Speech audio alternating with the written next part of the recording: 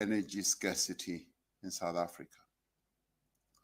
As government, we are announcing a number of interventions to overcome the immediate crisis. In the past 10 days, I have had extensive discussions with the Eskom executive management, with power station managers and former Eskom personnel. I've also met with labor federations, Business Unity South Africa, the Black Business Council, community representatives, and several experts in the energy sector. This morning, I also met with political party leaders. I'm grateful for the valuable proposals and inputs, as well as analyses that they have put forward. These meetings have helped to shape our response and ensure all sections of South African society are involved in finding solutions to this problem, as this is a national crisis.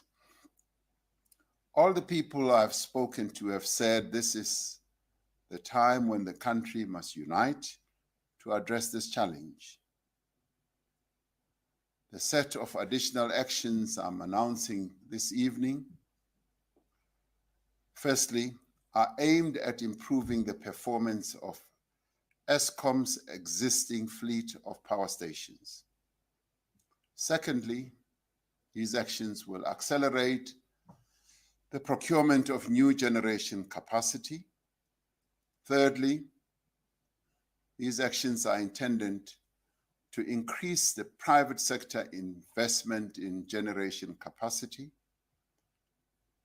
Fourthly, these actions are designed to enable businesses as well as households to invest in rooftop solar installation. And finally, these actions are directed at fundamentally transforming the electricity sector and positioning it for future sustainability. So, fellow South Africans, for our response to be effective, we need to understand the problem. In other words, what the problem is. South Africa has installed capacity to produce approximately 46,000 megawatts of electricity, and at peak times when there's high demand, we use about 32,000 megawatts of electricity. However, only 60% of this installed capacity is available at any given time due to some units going through planned maintenance processes and others having unplanned outages. Many of our power stations were built many years ago. The average age of Eskom's power station is around 35 years. Generally, as power stations get older, their performance deteriorates. The construction of our newest power stations, Medupi and Kusile, started late, and they have experienced several delays and also some design flaws. These challenges are being addressed. As a result of this, Eskom deferred essential maintenance to keep the lights on. This is what is causing breakdowns and failures at the moment. The performance of some of Eskom's power stations have been further worsened by extensive theft and fraud, as well as sabotage. After years of state capture and mismanagement, there is now a capable and effective management team which is working hard to turn the utility around and reverse years of decay. However, as things stand, we are still faced with an electricity shortage of up to 6,000 megawatts.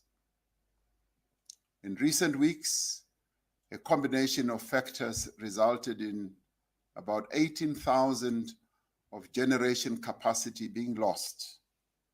And this forced Eskom to implement stage 6 load shedding, which distressed all of us. Eskom has to implement load shedding to prevent the electricity grid from collapsing and to ensure that we never experience a complete blackout throughout the country. The factors that led to the latest load shedding included a number of unit breakdowns at some power stations. We also experienced damage to the transmission line from Cahora Bassa in Mozambique, where we procure part of our electricity. And there were also instances reported of deliberate damage to equipment. Teams within Eskom have worked very hard to bring generation units back online and to stabilize the national grid. As a result of their efforts, the system outlook has improved over the past week. The agreement that was reached between Eskom and unions has allowed critical repairs to the units that had broken down to be undertaken and normal electricity generation operations to resume. Progress has also been made by law enforcement agencies in tackling sabotage, theft, and fraud at Eskom power stations and other key installations. While these actions to stabilize electricity generation have brought relief from the current load shedding, the system remains unreliable and vulnerable.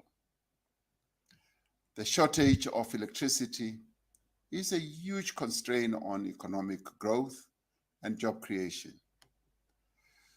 It deters investment and reduces our economy's competitiveness. When investors look at our nation, they think that we do not have the capacity to generate enough power for them to build factories to drive their businesses.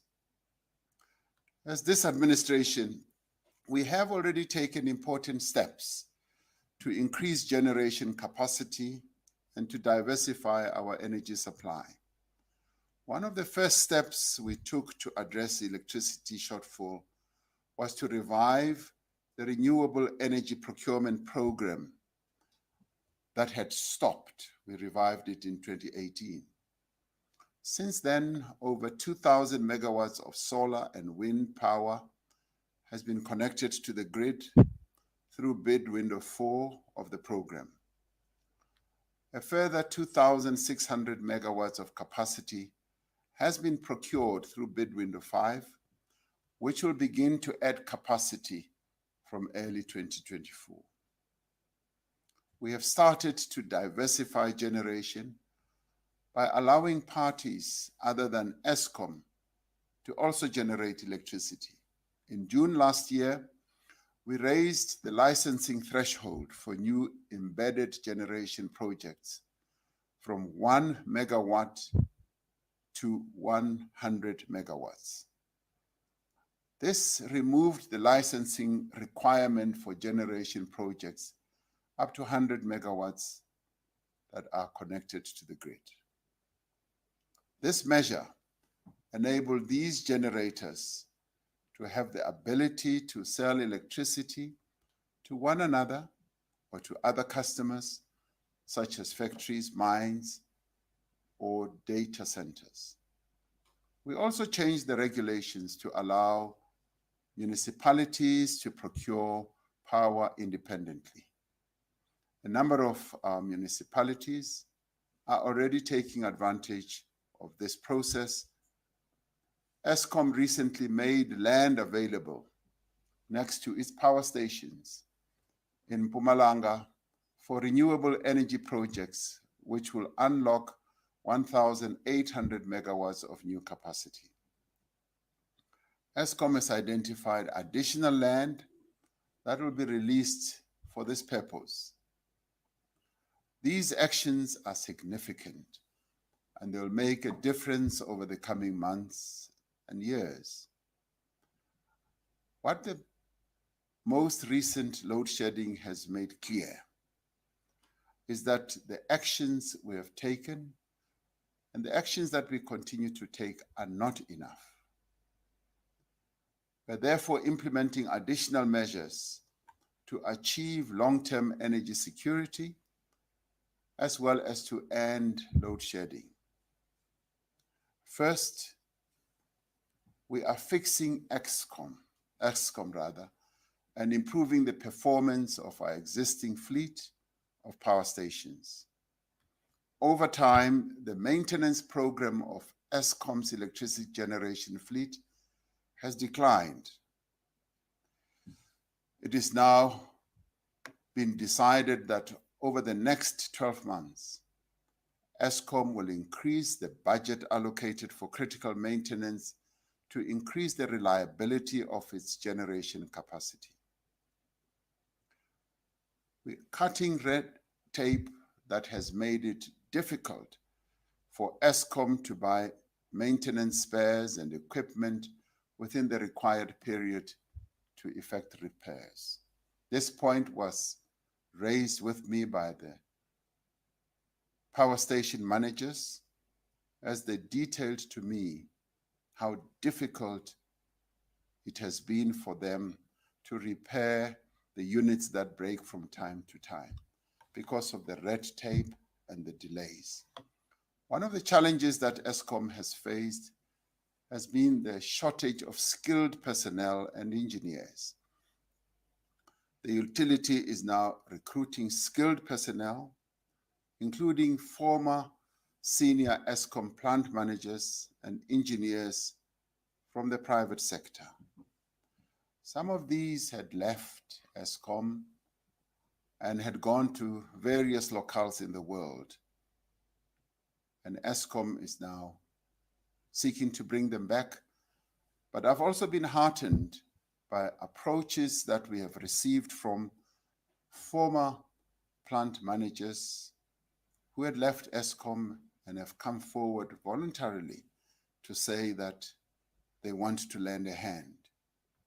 Now, these skilled personnel will support various current personnel and help to ensure that world-class operating and maintenance procedures are reinstated.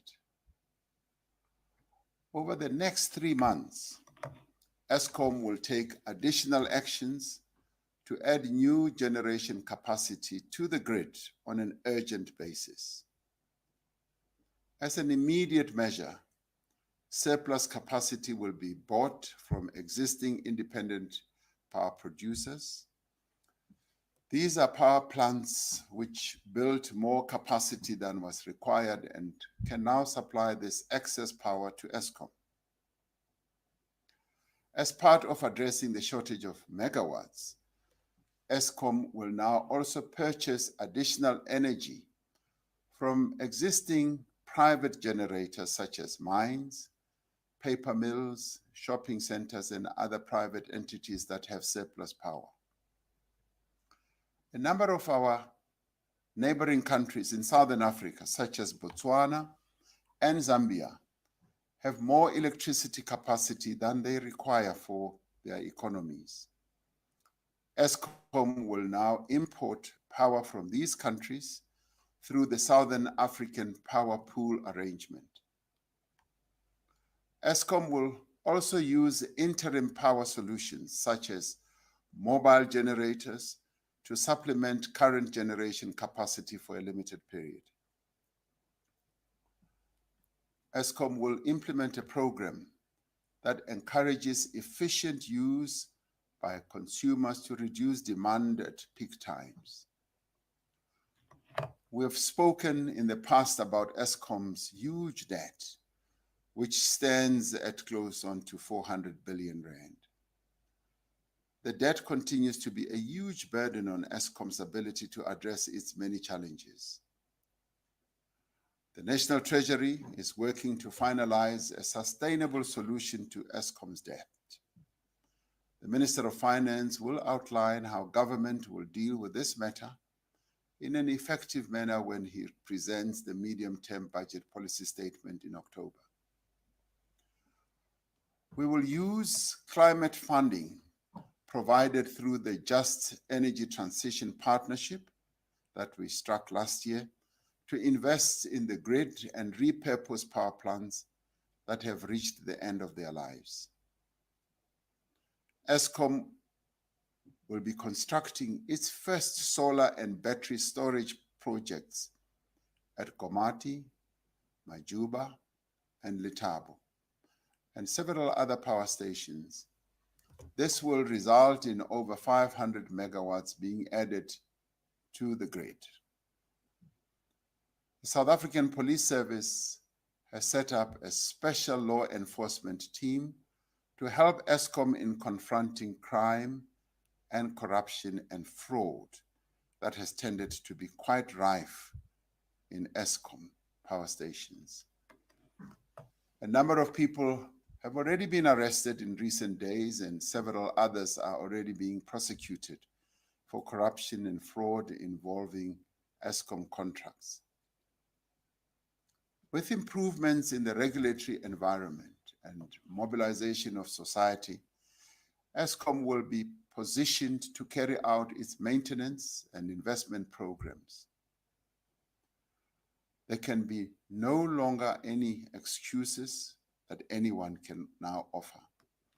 These steps will allow us to limit load shedding to lower stages and to reduce the risk of such severe load shedding in the future. To end load shedding, however, we need to urgently add much more capacity to the grid. In other words, we need more megawatts to be put on the grid. And past managers of Eskom tell us that we need the base load of Eskom's capacity to generate electricity to be stabilized by having those units that may not be operating at the present moment to be revived so that that base load can be put on the grid. Our second priority is therefore to accelerate the procurement of new capacity from renewables, capacity from gas, and battery storage. The relevant government departments are working together to ensure that all projects from bid window 5 of the Renewable Energy Program can start construction on schedule. This includes taking a pragmatic approach to the local content requirements for these projects, prioritizing the need to build new capacity as quickly as possible. The Department of Trade, Industry and Competition, together with the Independent Power Producers Office, will provide further details in this regard within the coming days on how we are going to process and deal with the challenges that we face in this regard.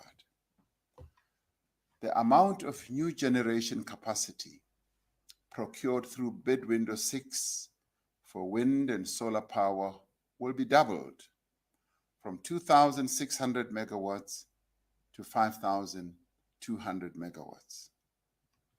We will release a request for proposals for battery storage by September this year, and a further request for gas power as soon as possible thereafter.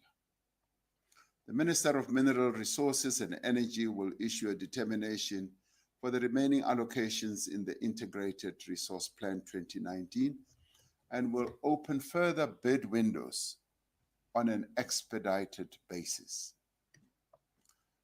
To ensure effective planning, the country's Integrated Resource Plan is being reviewed to reflect the need for additional generation capacity, as well as to address our climate change commitments.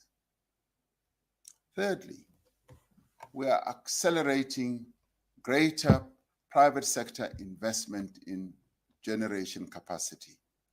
Last year, we announced the raising of the licensing threshold to 100 megawatts. This move was widely welcomed.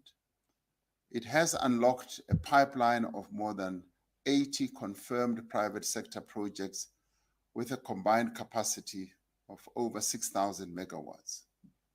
We are already working together with industry to accelerate the most advanced projects, several of which are already entering construction. These changes have fundamentally changed the generation landscape. Following the success of this reform and the enthusiasm shown by the private sector, we will remove the licensing threshold for embedded generation completely. This will enable private investment in electricity generation to rise to higher levels. While they may not require licenses, all new generation projects will still have to register with the regulator and comply with the technical requirements for grid connection and our environmental legislation. One of our greatest challenges is adding capacity to the grid. It's the time that it takes for any energy project to receive the necessary approvals and commence construction. The process from design to commercial operation has tended to take more than 3 years, almost 1,000 days, due to lengthy regulatory processes and red tape. While existing legislation may be sufficient in ordinary times, the current crisis requires that we act decisively and more speedily. We will therefore be tabling special legislation in Parliament on an expedited basis to address the legal and regulatory obstacles to new generation capacity for a limited period. We raised this matter this morning with leaders of political parties represented in the National Assembly. There was broad agreement that this process should be hastened once the special legislation has been approved by Cabinet and tabled in Parliament. We will, in the meantime, waive or streamline certain regulatory requirements where it is possible to do so within existing legislation. This includes reducing the regulatory requirements for solar projects in areas of low and medium environmental sensitivity. It also means Eskom can expand power lines and substations without needing to get environmental authorization in areas of low and medium sensitivity and within the strategic electricity corridors.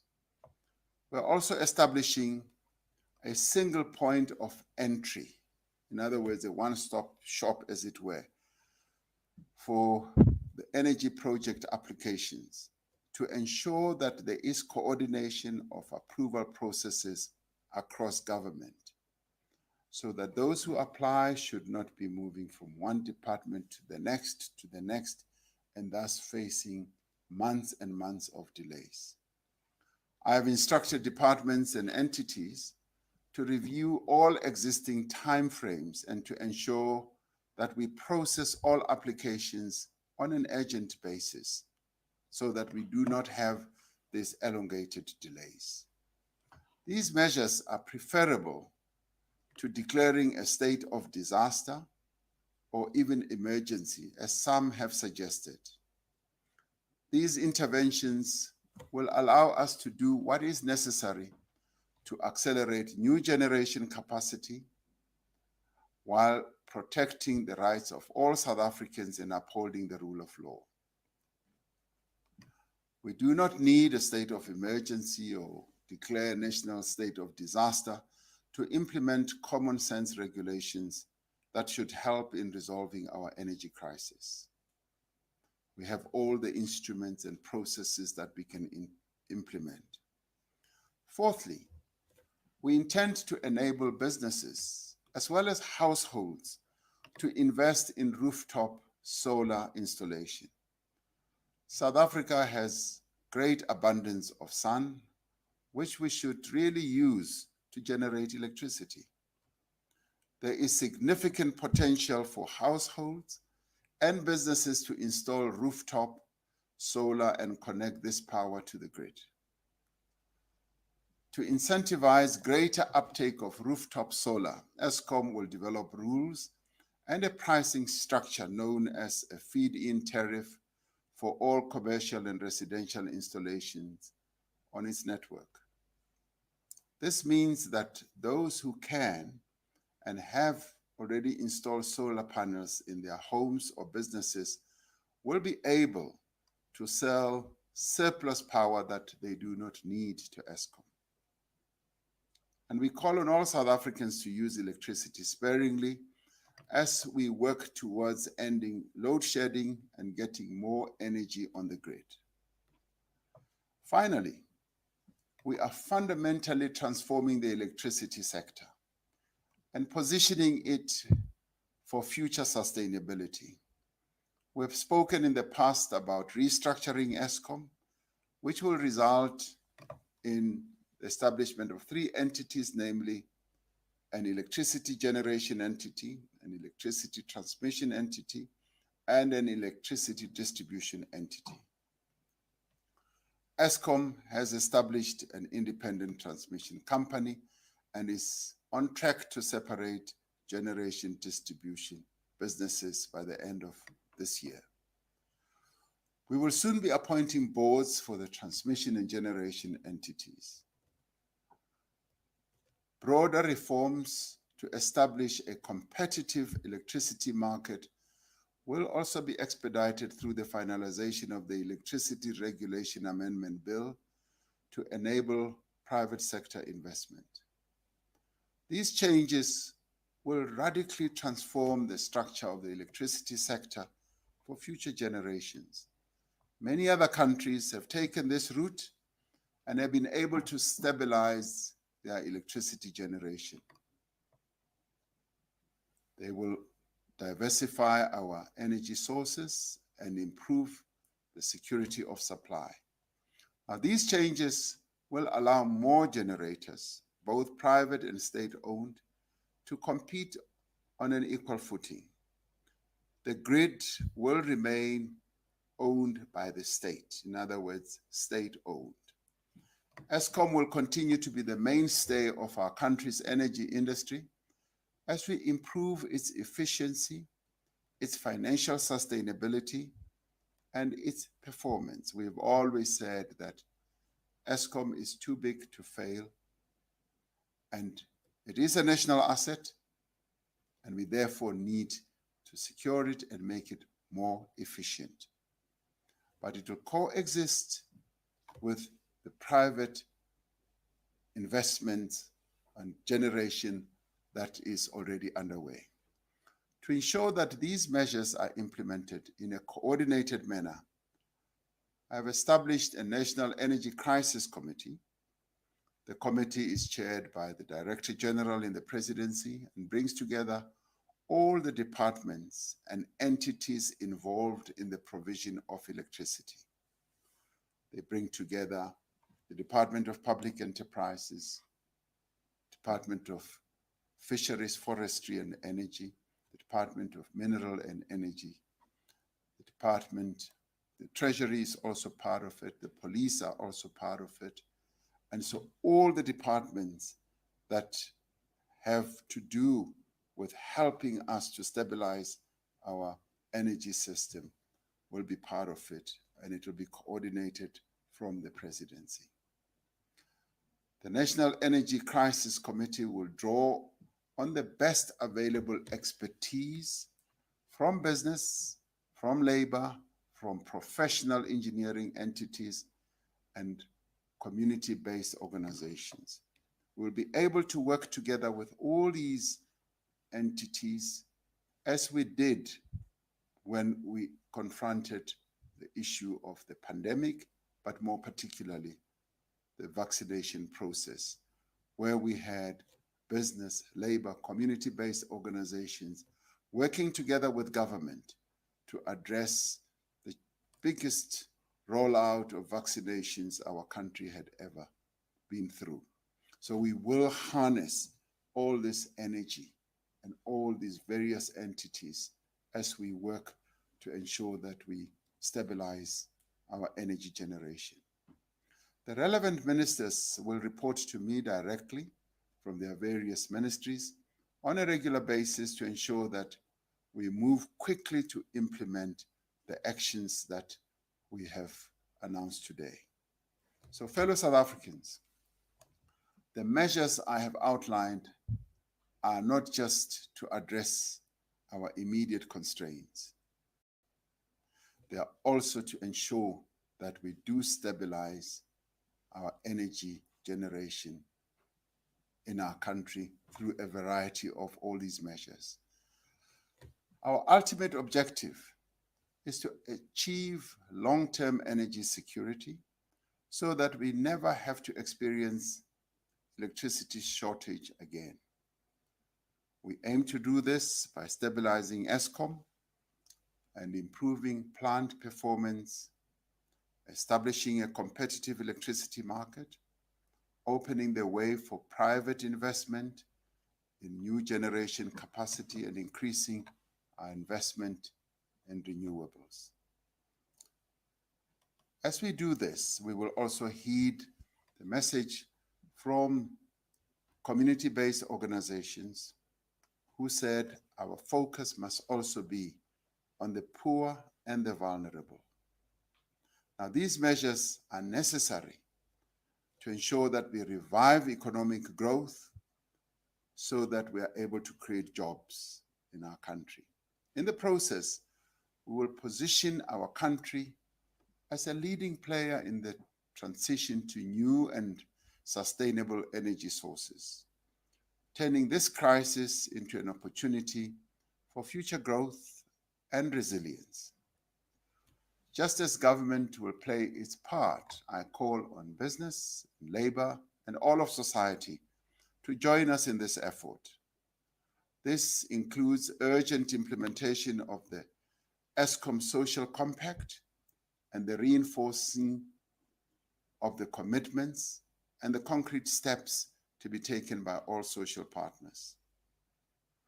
Just as we rallied behind the national effort to contain COVID-19, so too must we now contribute whatever we can as South Africans. As households, we can use electricity sparingly. And we can also address the issue of illegal connections, because illegal connections continue to be a major challenge that our country faces. We must join in the massive rollout of rooftop solar and contribute to the solution as well. Business needs to reduce its consumption through greater energy efficiency. Business should seize the opportunities that have been created and invest in generation projects as well. Labor should engage in a spirit of partnership, mindful that achieving energy security is the most important thing we can do to protect existing jobs and also to create new ones. Last weekend, I had the occasion to visit Tutuka Power Station in Mpumalanga. This power station's performance has been badly affected by criminal activities. We heard of maintenance spares being stolen, and these spares being sold back to the power station in Tutuka and other power stations. We were told of ongoing theft of oil on a massive scale, and the deliberate damaging of equipment so that Eskom should continue to hire equipment from private contractors. What is happening at Tutuka and other power stations is deliberate sabotage by well-organized criminal syndicates that are destroying the utility and damaging our economy. After my visit to Tutuka, I met with all Eskom power station managers. I was impressed with the diversity of this group of men and women and their commitment to getting it right in terms of running the power stations, but I was also impressed with the skills that they have. And I was also impressed with their total commitment to making sure that our power stations function well and they adhere to a maintenance philosophy. We owe the teams at these power stations a debt of gratitude for their actions, for their work day in and day out, the various managers and the workers, to ensure that the lights are kept on, and when we have load shedding moments, they are the first to be usually troubled. They do set a good example for all of us in terms of their commitment, and I told them that they have my full support, and I told them that also that we would like them to rid our utility of the rife corruption that we have been told about. The measures that we are announcing this evening, together with the steps we have already taken, will hasten the end of load shedding. They will put our country on a clear path towards reliable, as well as affordable and sustainable energy supply.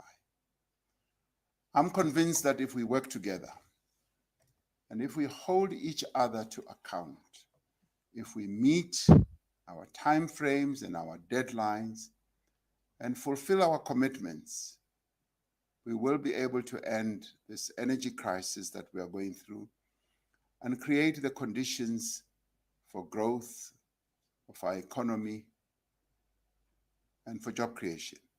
More than that, we will show that we are up to the challenge of rebuilding our beloved country. I'd like to thank you as we embark on this journey of putting right our energy generation, working together. Thank you.